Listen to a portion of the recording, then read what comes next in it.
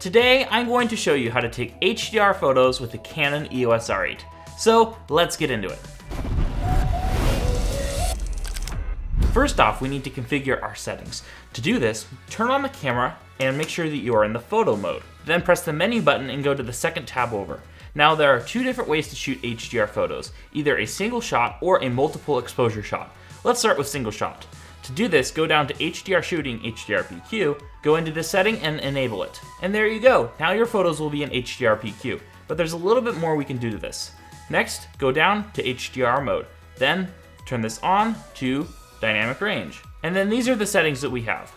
Let's first of all change our dynamic range from auto to 3EV. This will take 3 different shots, one under, one at exposure, and one overexposure, and then we can have the camera stitch them together.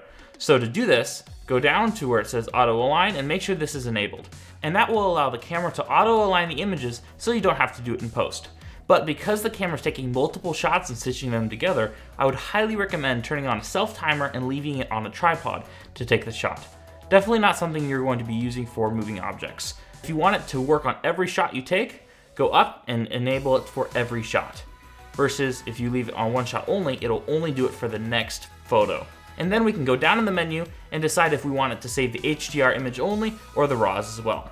I always like to save it as all images so that if there's a problem with the HDR, I still have the original images.